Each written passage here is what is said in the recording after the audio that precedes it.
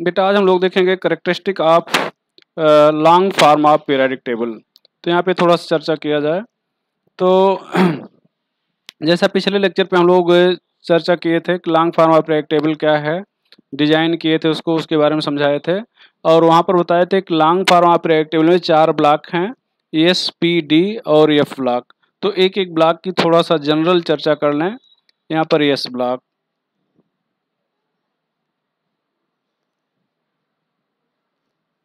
S block element,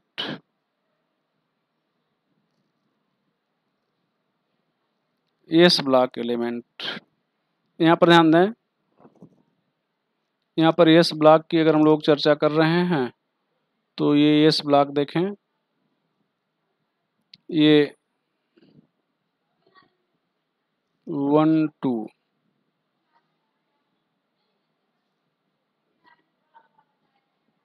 hydrogen, lithium, sodium, potassium, rubidium, caesium,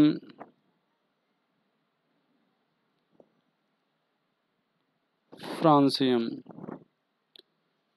beryllium, boron, carbon, sorry beryllium, magnesium हो जाएगा, magnesium, calcium, strontium, barium, radium, radium, ये हो जाएगा। तो अगर आपसे कहा जाए एस ब्लॉक एलिमेंट क्या है तो element in which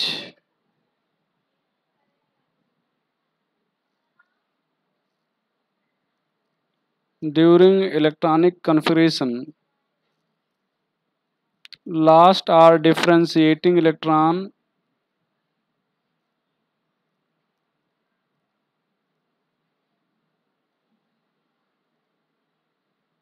enter in S subcell of outermost cell।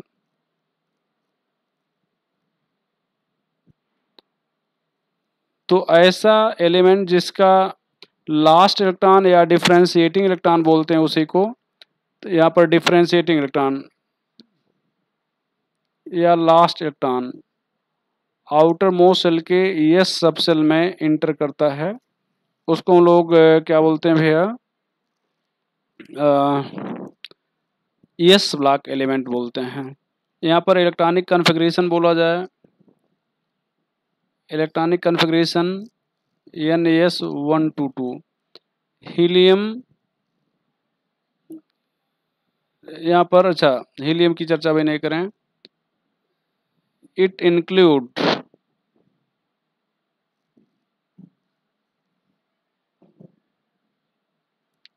Element of group 1 and 2, element of group 1 and 2।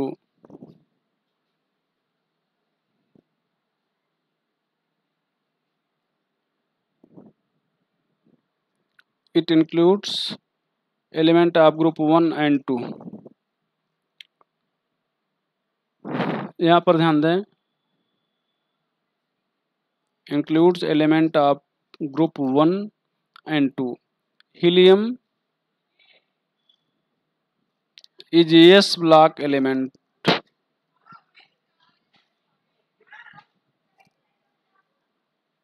but placed in P block, in P block। यहाँ पर all are metal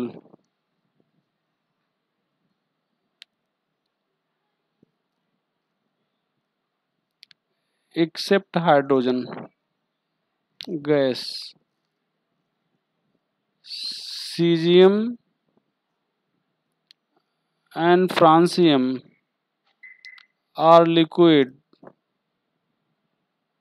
at at 30 degree Celsius।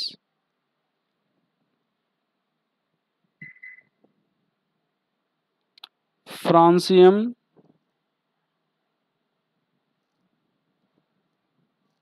and radon are radioactive. Francium and radon are radioactive.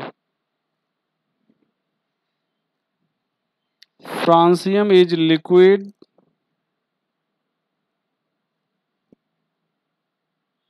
radioactive, and beta emitter, while radon is radon is radon is most powerful radioactive element. Most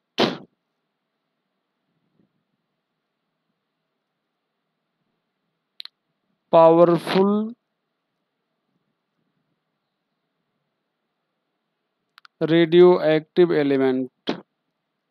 तो अगर आपसे कहा जाए कि most powerful radioactive element किस group में है, तो आपका आंसर हो जाएगा ग्रुप नंबर 2 में, और यस ब्लॉक में हो जाएगा। यहाँ पर due to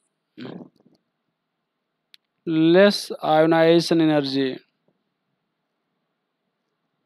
on heating, yes block element develop characteristic flame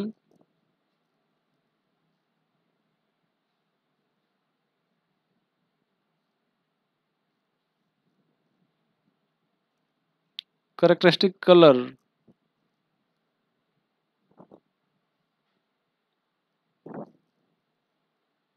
to the flame, characteristic color to the flame except beryllium and magnesium.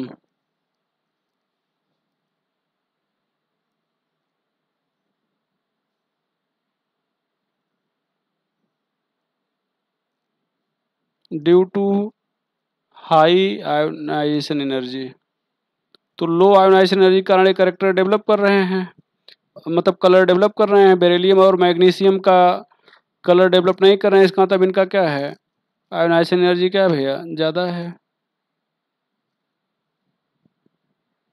Ionisation energy इनकी क्या है भैया, ज़्यादा है, इसलिए कलर डेवलप नहीं कर रहे हैं। तो ये चीज़ आप जान लो।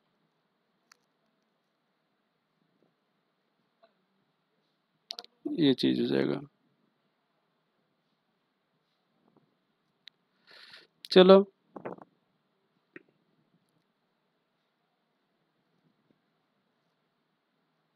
Due to less ionisation energy potassium and cesium is used in photoelectric cell.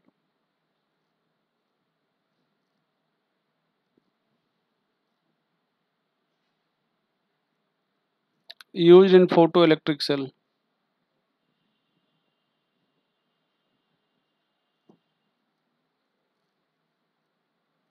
Yes block element has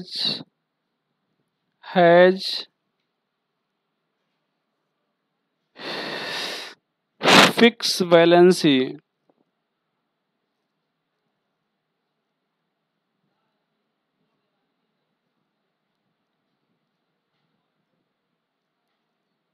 and oxidation number.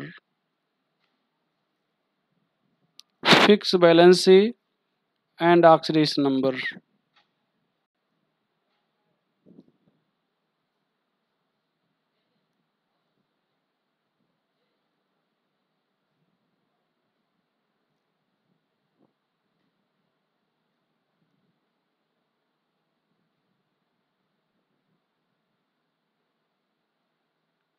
Valency, oxidation number. यहाँ पर group number 1 2, valency 1 2, oxidation number +1 +2 ये हो जाएगा। तो yes block element has fix valency and oxidation number. यहाँ पर ध्यान दें बेटा,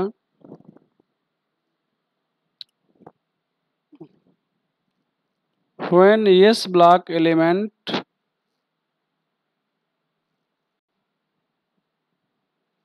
added to ammonia, liquid ammonia, color become blue,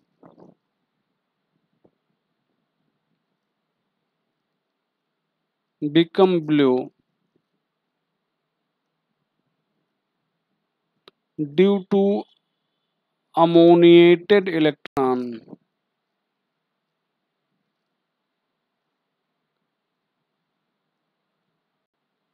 which is paramagnetic.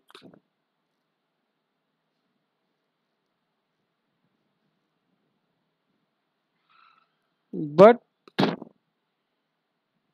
on increase in concentration,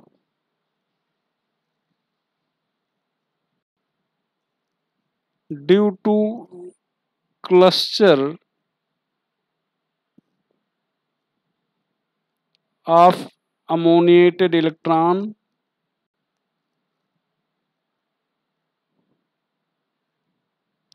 it become diamagnetic.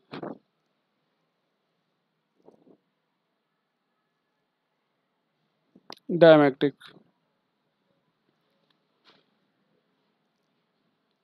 Due to this electron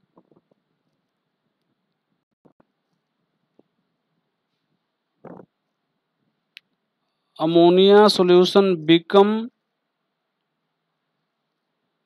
conductive and reducive। तो इस ammoniated electron के कारण जो अमोनिया सॉल्यूशन है इसका नेचर कंडक्टिव हो जाता है और रेड्यूसिव भी हो जाता है।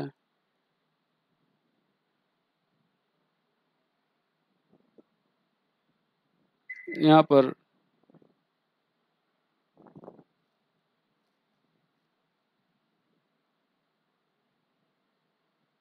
पर सोडियम लिया जाए तो ये Na प्लस इलेक्ट्रॉन माइनस होगा। यहाँ पर X प्लस Y अमोनिया। ठीक भैया, तो यहाँ पर हो जाएगा ये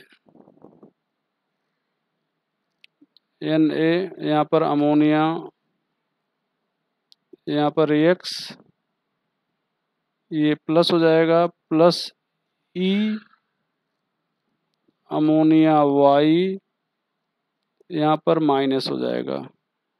इसको अमोनिएटेड इलेक्ट्रॉन कह रहे हैं।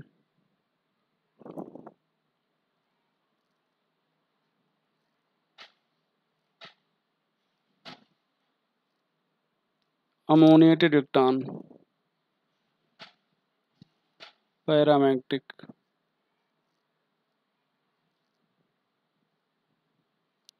यहाँ पर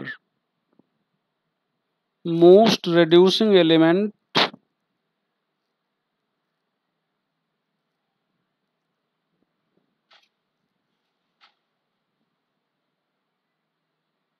of periodic table is lithium, present in S block. तो याद रखिएगा, तो ये एस ब्लॉक का जनरल इंट्रोडक्शन हो गया। अब हम लोग चर्चा थोड़ा सा कर लें पी ब्लॉक पे।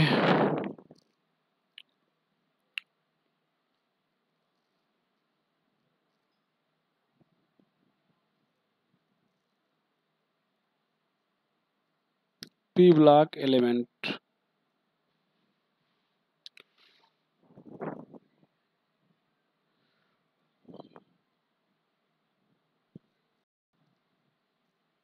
During electronic configuration last are differentiating electron enter in p subshell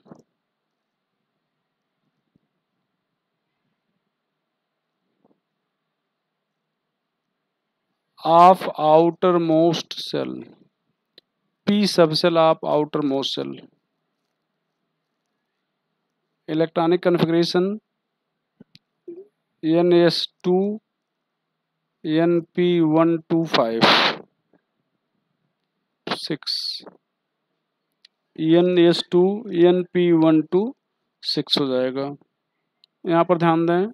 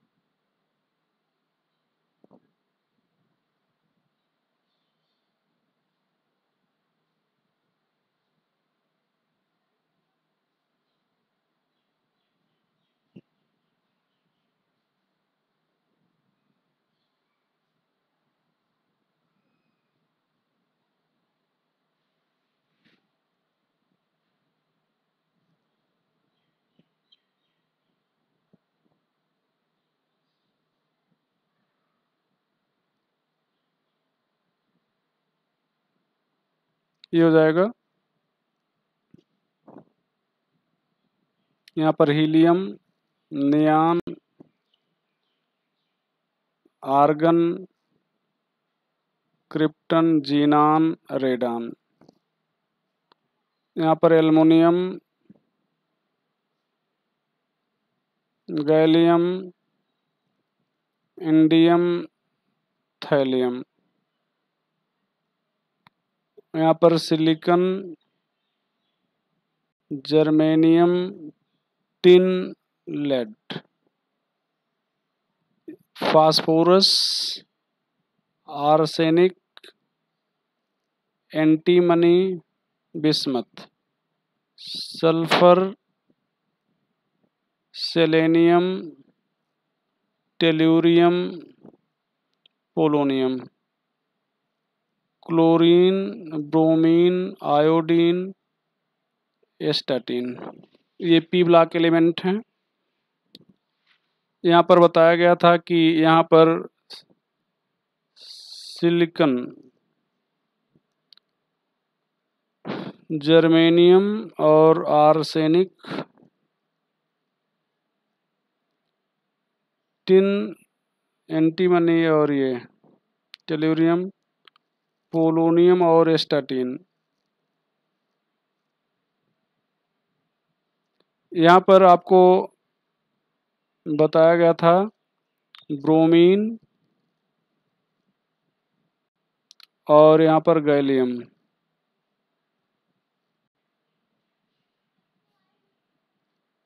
ये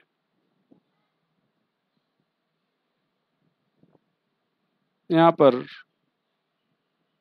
नाइट्रोजन, ऑक्सीजन, फ्लोरीन, क्लोरीन, ये helium, neon, argon, krypton, xenon, radon. तो यहाँ पर ये जो पिंक कलर के हैं ये गैस हैं, ये जो येलो कलर हैं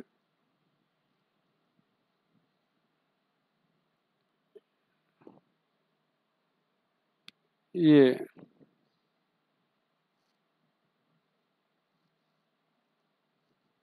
ये ये मेटेलोइड हैं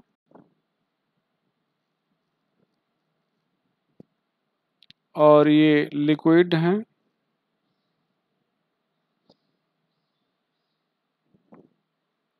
ये लिक्विड हैं। तो यहाँ पर ध्यान दें, this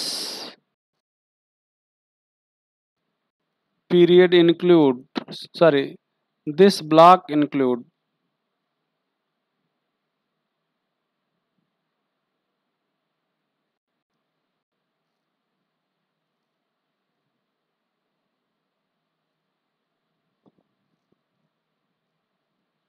element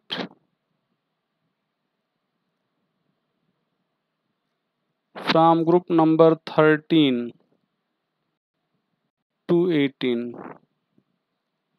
element from group number 13 to 18। यहाँ पर 13 से 18 तक के एलिमेंट हैं। यहाँ पर ध्यान दें, bromine is liquid non metal,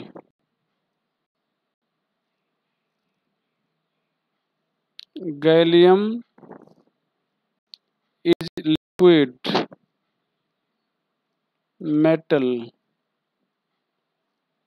at 30 degrees Celsius to 2200 degrees Celsius. So it is used in high temperature photometry. High temperature photometry. Polonium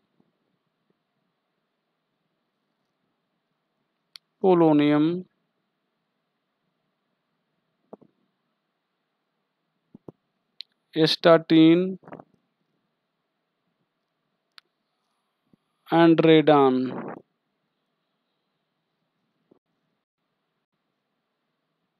are radioactive. Polonium, statin and radon are radioactive.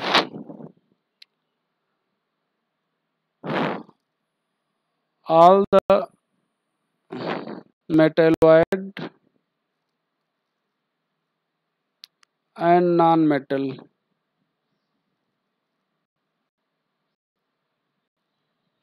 except hydrogen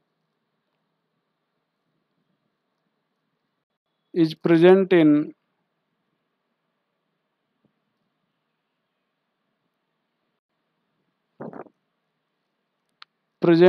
P block.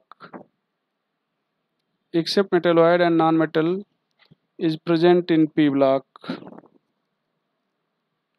तो मेटेलोइड और non metal को hydrogen को छोड़कर सारे मेटेलोइड और non metal P block में हैं। यहाँ पर ध्यान दें, silicon and germanium are semiconductor. Germanium and silicon are semiconductor. Except second period element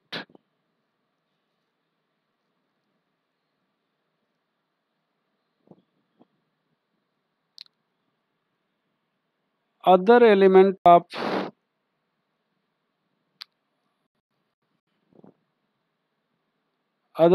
of this block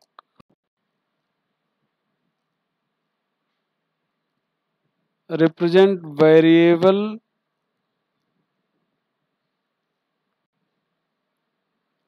oxidation number,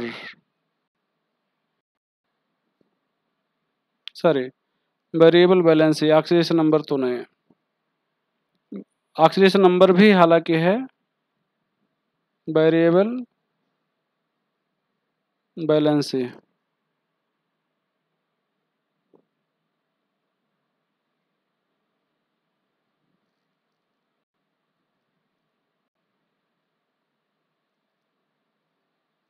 due to having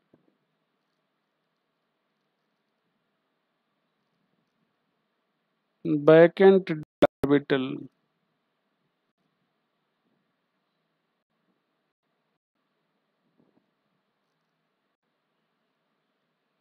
in valence shell,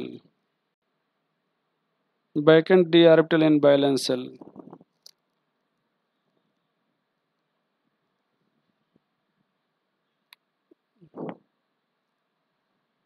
They also represent variable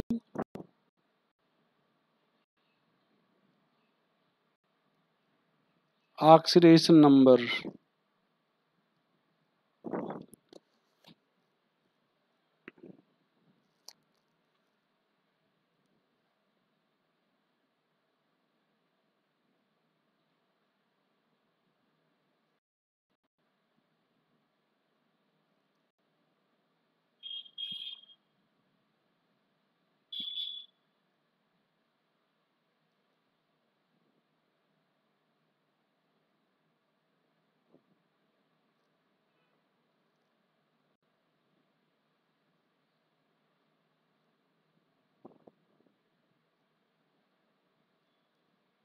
ये valency है, oxidation number है। यहाँ पर ध्यान दें, sulphur की बात किया जाए, सल्फर 16 इलेक्ट्रॉन है, 2 8, ये हो जाएगा 6, 3s2 3p4 3d0। यहाँ पर ध्यान दें, ये s2 है, ये p4 है, ये d0 है। यहाँ पर ये 2 इलेक्ट्रॉन से, ये F जो है मान लो 2 इलेक्ट्रॉन शेयर करता है कोई भी, ये 2 अनपेयर इलेक्ट्रॉन है तो ये 2 शेयर कर लेगा। तो जब यहाँ पर इलेक्ट्रॉन शेयर होंगे तो बॉन्ड बनेगा, बॉन्ड बनेगा तो एनर्जी रिलीज होगी, तो एनर्जी जो है इस इलेक्ट्रॉन को यहाँ पे ट्रांसफ़र कर देगी। तो अब यहाँ पर हो जाएगा भैया SF4 सॉरी,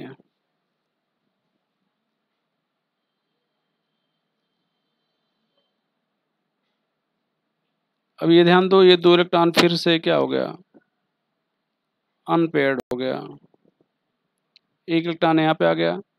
यहाँ और यहाँ पर जो इलेक्ट्रॉन था वो तो पहले से बॉन्ड बनाया था, ये ध्यान दें, बॉन्ड बनाया हुआ था, ये बॉन्ड बनाया हुआ था। अब यहाँ पर एक अनपेयर हो गया, यहाँ पर एक अनपेयर हो गया, तो अब ये 2 अनपेयर जो हो गए ये बॉन्ड बना लेंगे। अब यहाँ पर 4 अनपेयर हो गए, तो ये अनपेयर हो गए तो ये हो गया, यहाँ पर बन गया ये, सॉरी 4 हो गए, ये SF2 ये SF4। अब यहाँ पर जब ये 2 वाले फिर से ये 2 बॉन्ड बनाएंगे तो ये जो एक इलेक्ट्रॉन यहाँ पे था ये यहाँ से अनपेयर होके यहाँ पे आ जाएगा, यहाँ पे, तो यहाँ पर फिर से 2 इलेक्ट्रॉन अनपेयर हो गए।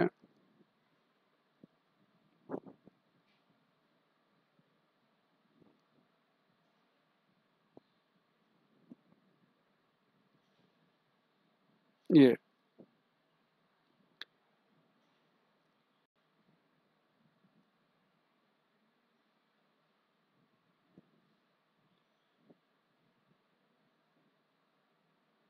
ये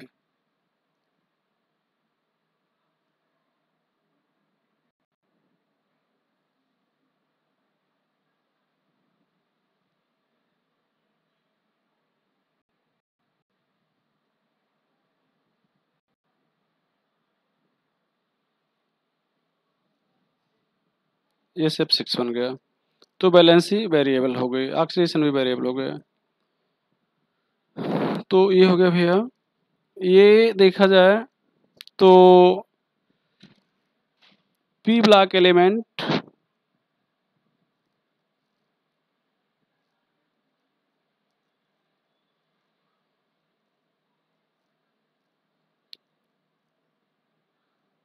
represent inert pair effect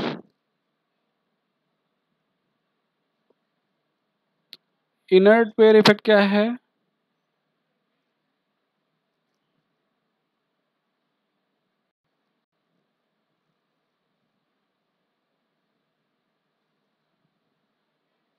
reluctance of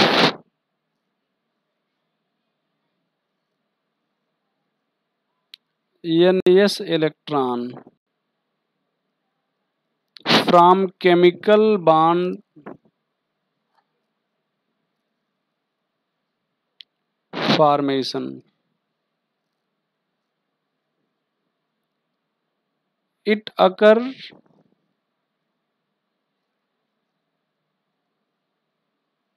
due to more penetration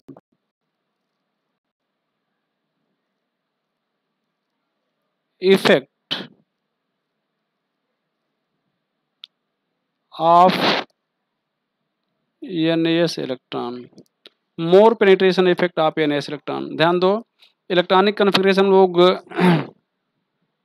लिखते हैं तो S इलेक्ट्रॉन काफ़ी अंदर होता है और P बाहर होता है।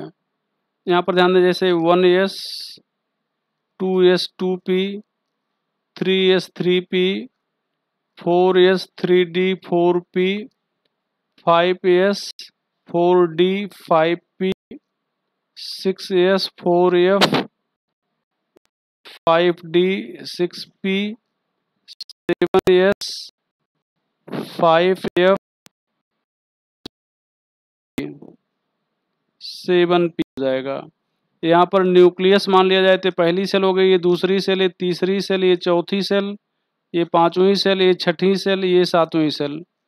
ग्रुप नंबर 13 को अगर देखा जाए, ग्रुप नंबर 13 के जो एलिमेंट हैं 13 के, यहाँ पर बोरान हो जाएगा, यहाँ पर एल्युमिनियम, यहाँ पर गैलियम, यहाँ पर इंडियम, यहाँ पर थैलियम हो जाएगा।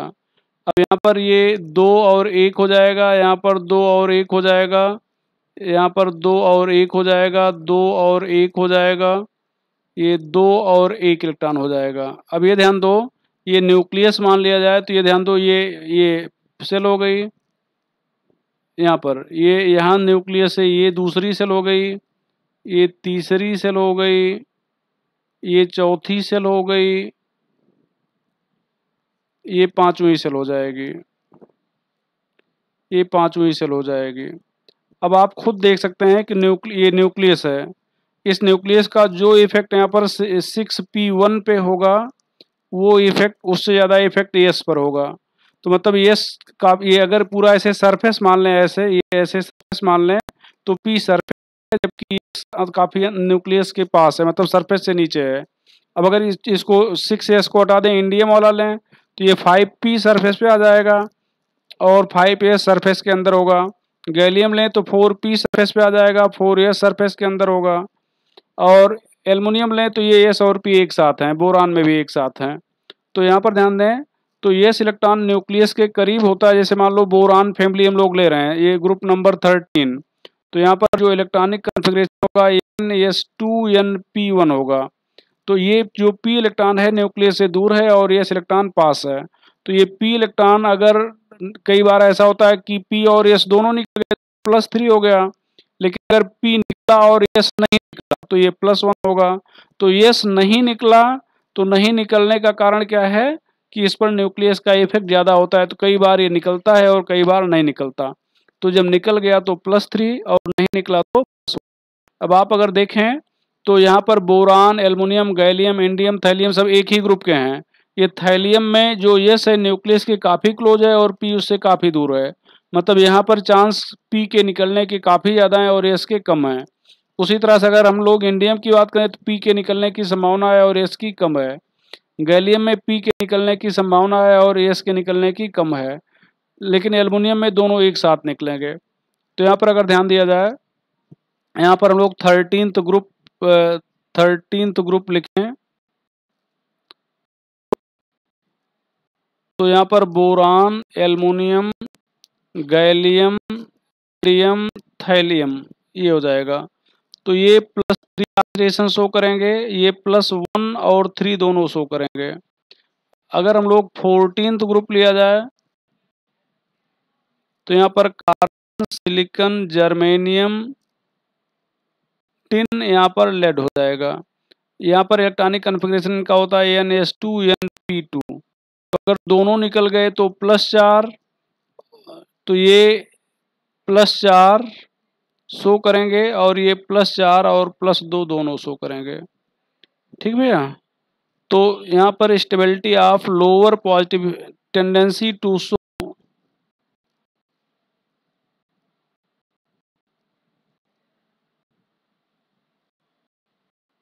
inert pair effect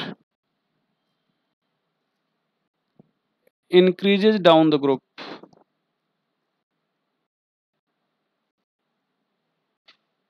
So stability of lower positive oxidation state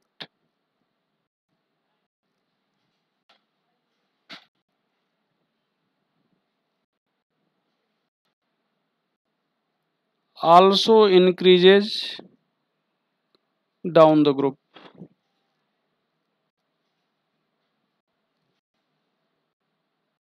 Also increases down the group. अब आपसे पूछा जाए कि TlCl स्टेबल होगा लेकिन TlCl स्टेबल नहीं होगा due to inert pair.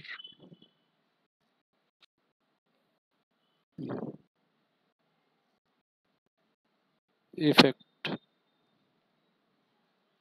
Due to inert pair effect.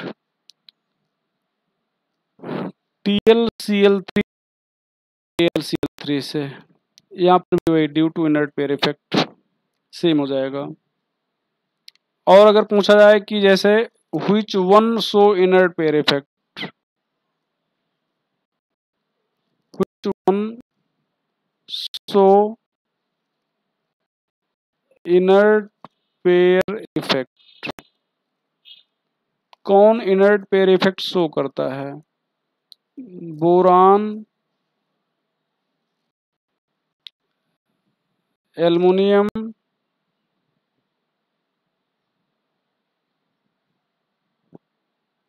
Gallium, thallium, सब वाले को उठाएंगे। कौन व्हिच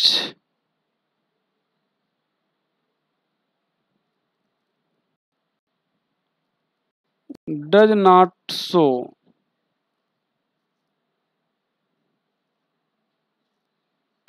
इनर्ट पेयर इफेक्ट, कौन इनर्ट पेयर इफेक्ट नहीं शो करेगा?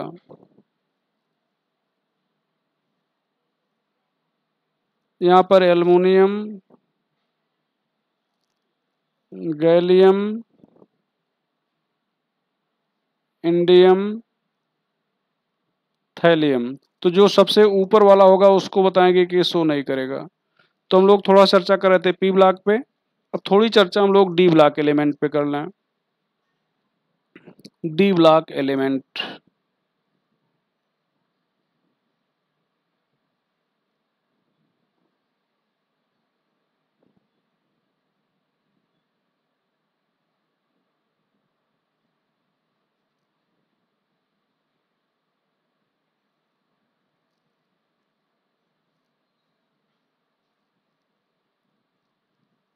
D block element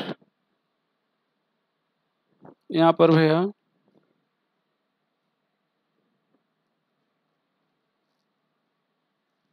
during electronic configuration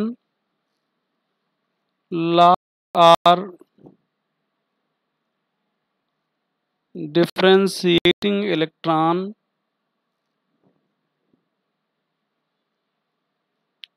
enter in d subcell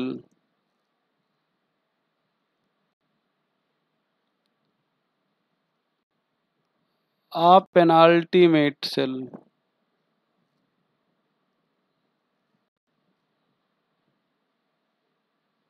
d subcell of penultimate cell, electronic configuration n-1 d 1 to 10 ns 1 to 2।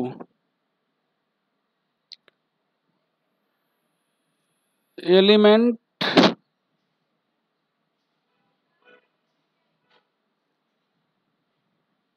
from group number 3 to 10 are in D block. Are in D block.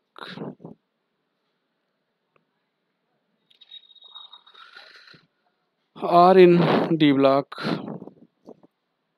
All are metal.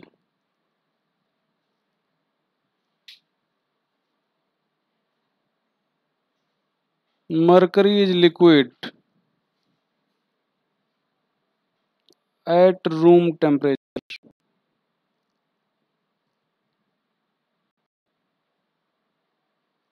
There are two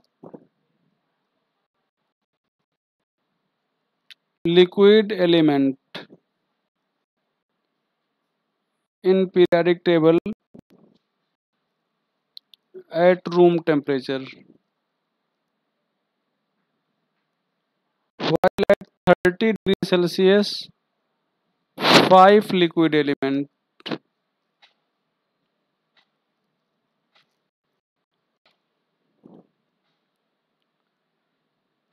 Element of D block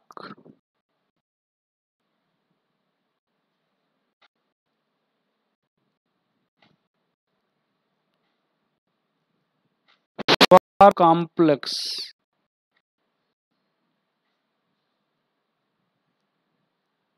Due to having smaller size,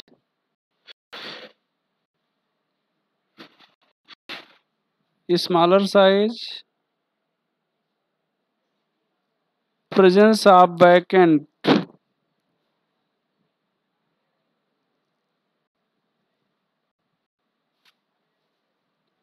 DL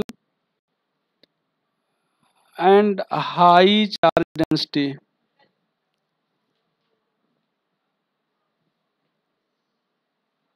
High charge density.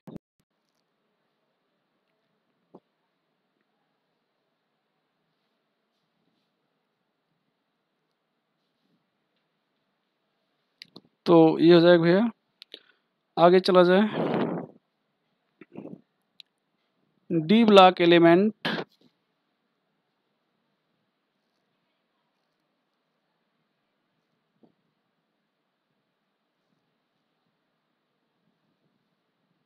Has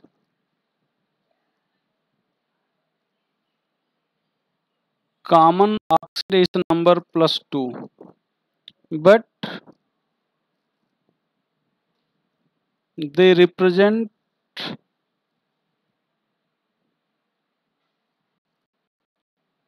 variable oxidation number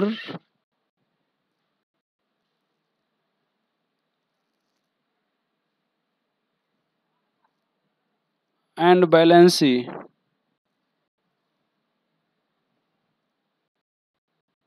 due to involvement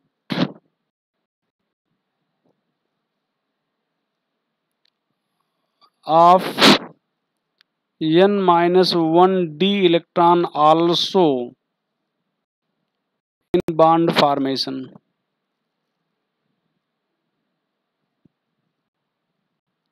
तो ध्यान देना, ये n-1 d electron भी bond formation में भाग लेता है। कौन कौन भाग लेते हैं? n-1 d और NS122। तो मतलब ये हम लोग जानते हैं बैलेंस सेल के भाग लेते हैं, लेकिन इसमें बैलेंस सेल -1 ये n-1 d का भी भाग लेता है। तो सामान्य तौर पर ये बाहर वाले भाग लेंगे, लेकिन ये भी भाग ले सकता है। तो ये चीज भैया जानते रहिएगा। ये हो जाएगा।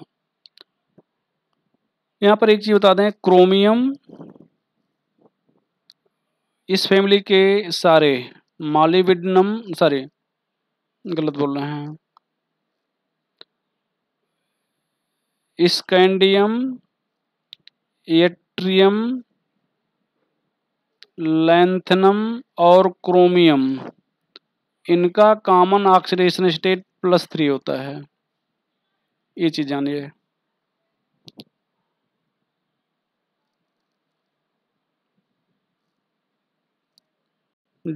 presence of unpaired electron.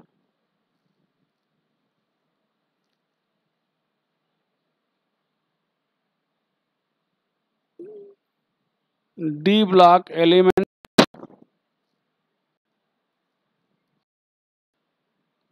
ion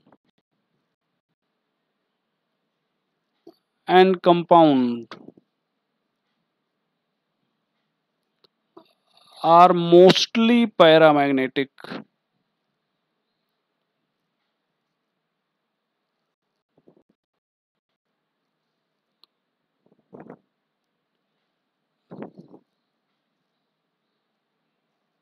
Paramagnetism is measured by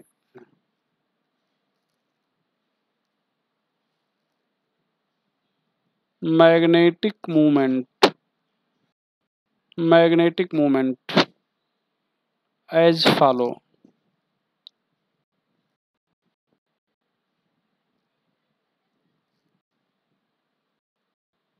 Mu is spin only. यहाँ पर n+2 बोर मैग्नेटान ये यूनिट होती है। इसको शॉर्ट में आप Vm लिख सकते हैं। n अनपेयर्ड इलेक्ट्रॉन है। n अनपेयर्ड इलेक्ट्रॉन भैया। स्पिन ओनली क्या होता है? यहाँ पर जो मैग्नेटिक मोमेंट है वास्तव में दो चीज़ों का रिजल्ट है। जो डी ब्लॉक के एलिमेंट हैं उसमें जो इलेक्ट्रॉन हैं वो ऑर्बिटल मोशन और स्पिन मोशन दोनों करते हैं, लेकिन सरफेस पर होने के कारण ये इलेक्ट्रॉन जो है रोक दिया जाता है, इनका ऑर्बिटल मोशन रोक दिया जाता है। तो जो मोशन होता है स्पेशली स्पिन मोशन होता है और उसी के कारण मैग्नेटिज्म पाई जाती है, तो इसलिए इसको स्पिन ओनली कह रहे हैं। अब यहाँ पर ध्यान दें,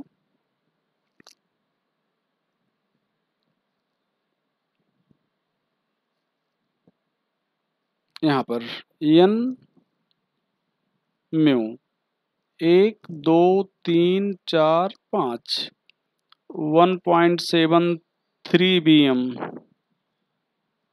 यहाँ पर 2.82 bm 3.83 4.87 5.95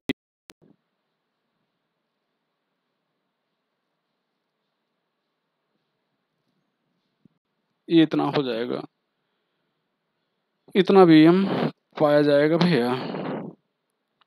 कई बार अच्छा देखें, जितना अनपेयर्ड इलेक्ट्रॉन है वही उतना होल नंबर भी है। तो कई बार रिवर्स क्वेश्चन पूछता है कि किसका बोर मैग्नेटॉन इतना है। जैसे क्वेश्चन यहाँ पर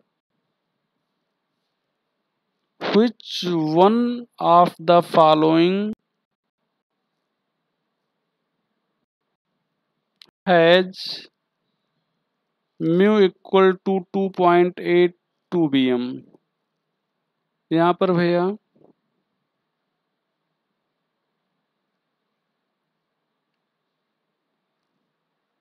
CO double plus Ni double plus Mn double plus और Cu डबल प्लस। यहाँ पर इलेक्ट्रॉनिक कन्फिग्रेशन हो जाएगा 3d7 4s0 3d8 4s0 3d5 4s0 3d9 4s0। तो ये 8 वाले में 2 अनपेयर इलेक्ट्रॉन होंगे, ये ध्यान से आप देख लो। 8 इलेक्ट्रॉन रखना है तो पहले हुंड रूल में पहले एक एक बन जाएंगे और बाद में इलेक्ट्रॉन की पेयरिंग हो जाएगी, तो ये 2 अनपेयर इलेक्ट्रॉन बचे। ड्यू टू डी ट्रांजिशन, अगला due to d transition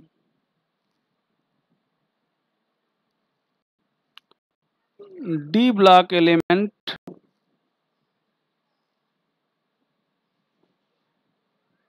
compound of d block element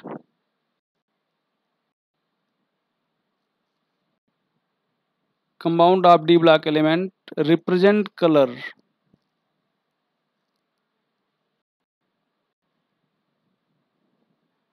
colour यहाँ पर डी डी ट्रांजिशन का मतलब ये होता है, ध्यान दें भैया, ये कंपाउंड जब बनता है तो ये जो डी ऑर्बिटल हैं इनकी एनर्जी सेम होती है। तो ऐसे ऑर्बिटल जिनकी एनर्जी सेम होती है उनको डी जनरेट ऑर्बिटल कहते हैं। और जब ये कंपाउंड में बनाते हैं तो ये दो टूट जाते हैं, एक को ईजी लेवल, T2G लेवल कहते हैं। तो ये इलेक्ट्रॉन यहाँ पर ध्यान दें, जैसे यहाँ पे हैं, तो जब यहाँ पर लाइट पड़ती है तो लाइट पड़ने के कारण ये इलेक्ट्रॉन एक्साइट हो जाते हैं, T2G से EG में चले जाते हैं और वहाँ से लौटते समय ये एनर्जी रेडिएट करते हैं, मतलब लौटते समय एनर्जी रिलीज करते हैं जो रेडिएशन के रूप में हमें या कलर के रूप में रिप्रेजेंट होता है। तो ये डी डी ट्रांजिशन होता है। अब यहाँ पर ध्यान दें, अगर यहाँ पर D0 की कंडीशन है, D0 और D10 की कंडीशन है, तो no d d transition and no colour. No d d transition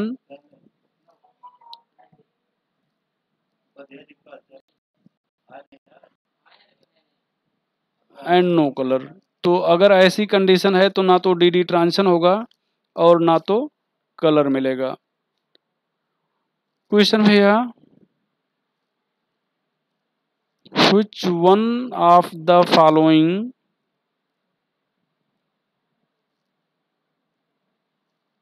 represent color?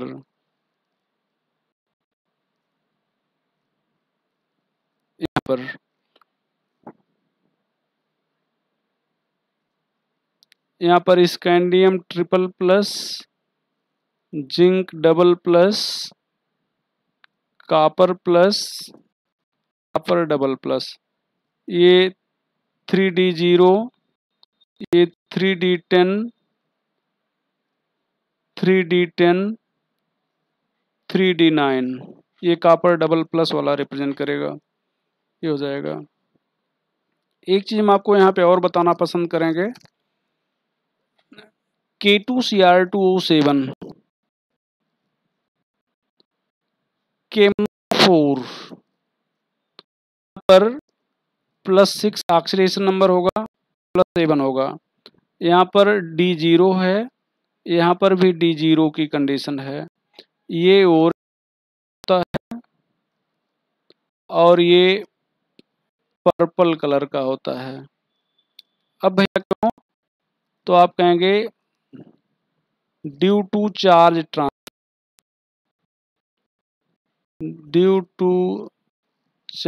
Transfer. ये ऑक्सीजन, यहाँ पर ऑक्सीजन से ट्रांसोमियम में, तो ऑक्सीजन यहाँ पर डबल माइनस स्टेट में है, मतलब ऑक्सीजन डबल माइनस है, +6।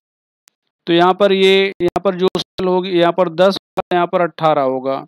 यहाँ पर के और एल यहाँ पर के एल और एम होगी, तो इलेक्ट्रॉन एल से एम में जाएगा। ध्यान रखिएगा, ये IIT में क्वेश्चन है कि क्यों कलर होगा, तो आप चार्ज ट्रांसफर करके फुर्सत नहीं पा सकते। ये इलेक्ट्रॉन का मतलब यहाँ पर कहाँ से कहाँ जाएगा, एल से एम में या एम से एल में, तो आप बताएंगे एल से एम में जाएगा, इसके कारण चार्ज ट्रांसफर होगा। और एक लास्ट पॉइंट कि यहाँ पर अनपेयर्ड होने के कारण ये कैटलिस्ट का रोल भी प्ले करते हैं। To having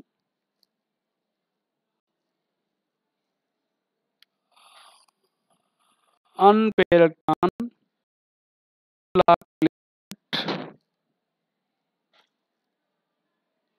and their compound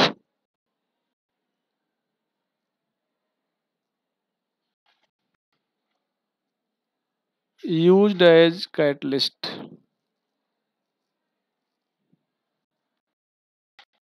पर मैक्सिमम कंडक्टिविटी अगर पूछा जाए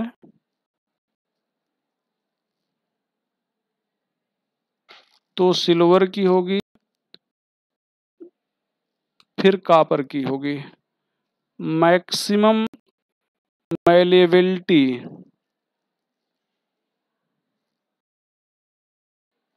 गोल्ड की होगी। मैक्सिमम डक्टिबिलिटी